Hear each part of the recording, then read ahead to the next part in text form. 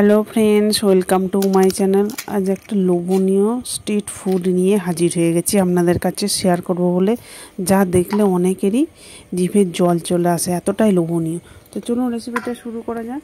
1 cup সুজি নিয়ে জল দিয়ে ভিজিয়ে রাখলাম। এরপর মেজারমেন্ট কাপের 2 কাপ আটা নিলাম, সামান্য বেকিং সোডা দিয়ে দিলাম, বেকিং পাউডার কিন্তু নয়, বেকিং সোডা 1 চুটকি। শুকনো উপকরণ ভালোভাবে হাতের সাহায্যে দেখুন এইভাবে মিশিয়ে নিলাম, তাহলে ফুচকাটা খুব সুন্দর হবে।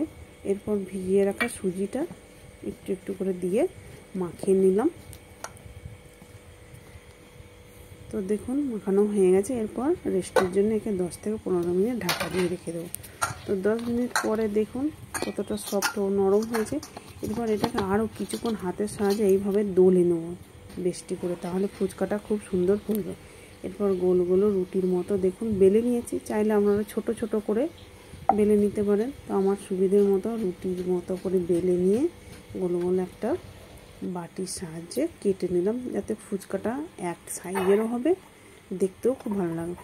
তো দেখুন যে দিকটা বেলে রেখেছিলাম 10-15 মিনিট পরে, তার সেই দিকটা একটা পাত্রের নিচের দিকে রাখলাম আর এইভাবে গরম তেলে ছেড়ে দিলাম। তো দেখতেই পাচ্ছেন ফুচকাগুলো কতটা সুন্দর, সবগুলোই ফুলে একদম গোল গোল হয়ে গেছে।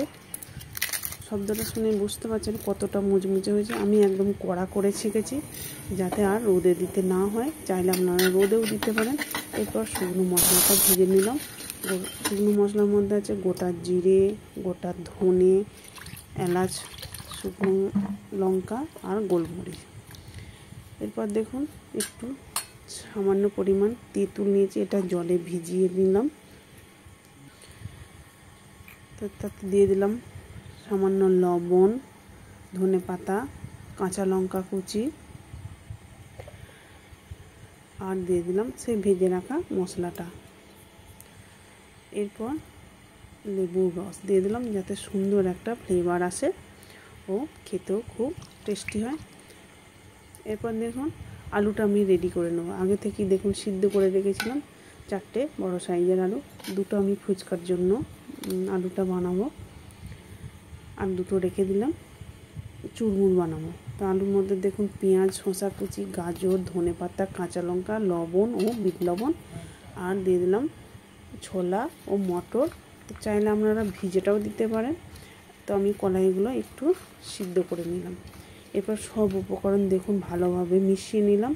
এরপর ভাজা মশলাটা উপর থেকে ছড়িয়ে দিয়ে আবারও ভালোভাবে মিশিয়ে নিলাম। তো যারা আমার ইউটিউব চ্যানেলে নতুন বন্ধু আছেন, একটা সাবস্ক্রাইব করে পাশে থেকে যাবেন।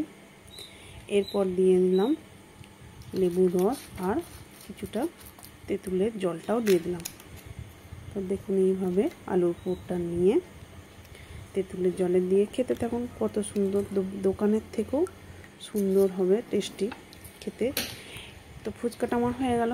এরপর চুরমুর বানাবো। দেখুন আলু, শসা, গাজর, কাঁচা লঙ্কা, ছোলা, মটর আর লবণ দিয়ে দিলাম, ভাজা মশলাও দিয়ে দিলাম। এরপর যেই ফুচকাগুলো দেখুন ফেলে না দিয়ে আমি এইভাবে বানিয়ে নিতেও পারি। তো দেখুন যে ফুচকাগুলো একটু কম ফুলে সেইগুলো এইভাবে চুরমুর বানিয়ে নিলাম। তো বাড়িতে আপনারা অবশ্যই একবার বানিয়ে দেখুন, কেমন হলো কমেন্ট করে জানাবেন। আর যদি ভালো লেগে থাকে লাইক, কমেন্ট, শেয়ার করে দিতে পারেন। তো যারা আমার ফেসবুক পেজ থেকে দেখছেন, পেজটা অবশ্যই ফলো করে দেওয়ার অনুরোধ রইল। তো সব শেষে দেখুন তেঁতুলের জল, ভাজা মশলা, সব কিছু উপকরণ ভালোভাবে এইভাবে মিশিয়ে নিলাম। এরপর উপর থেকে একটু টমেটো সস দিয়ে খেয়ে দেখুন কতটা সুন্দর লাগবে খেতে।